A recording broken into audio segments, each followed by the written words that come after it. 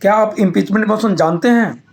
नहीं जानते हैं तो कम से कम पढ़िए तो इसके बारे में कि आखिर है क्या इम्पीचमेंट मोशन, हमारे देश में क्या चल रहा है, आखिर ये मुद्दा है क्या? आपको पता है इम्पीचमेंट मोशन इसलिए बनाया गया था कि जब चीफ जस्टिस ऑफ इंडिया है, इनको अगर हटाना होगा ना तो इम्पीचमेंट मोशन के द्वारा हटाया जाएगा।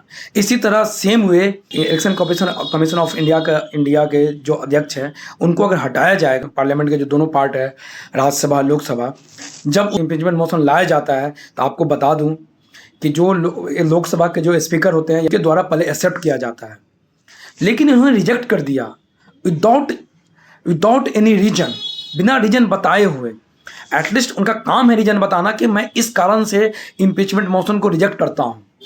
बड़े बड़े अधिकारी को, जो चीफ जस्टिस ऑफ इंडिया है, अगर वो गलत काम करे, अगर वो करप्ट हो जाए, इसी तरह जैसे इलेक्शन कमीशन ऑफ इंडिया है, अगर उसके चीफ अगर करप्ट हो जाए तो उसको हटाने के लिए ना इम्पीचमेंट मोशन का प्रयोग किया जाता है।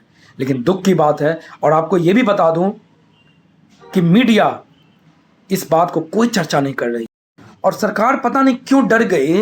अगर अपोजिशन ने इम्पीचमेंट मोशन लाया, सरकार को क्यों डर लग गई भाई?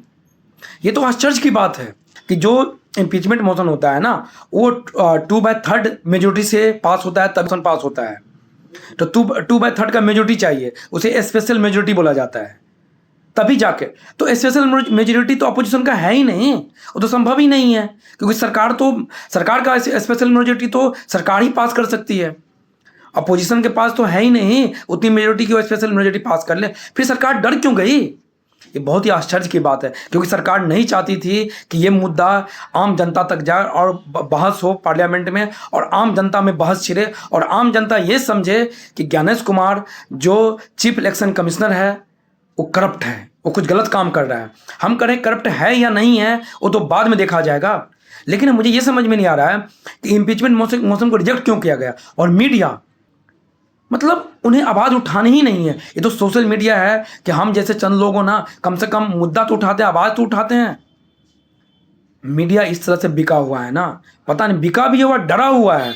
डरा इसलिए है क्योंकि उन्होंने गलत काम किया है, और गलत काम किया है तो डर तो लगेगा, नहीं तो उसके पीछे सीबीआई छोड़ दिया जाएगा, ईडी छोड़ दिया जाएगा। तो गलत काम किया है इसलिए मीडिया डरा हुआ है, और नहीं तो इसे प्रमोशन चाहिए।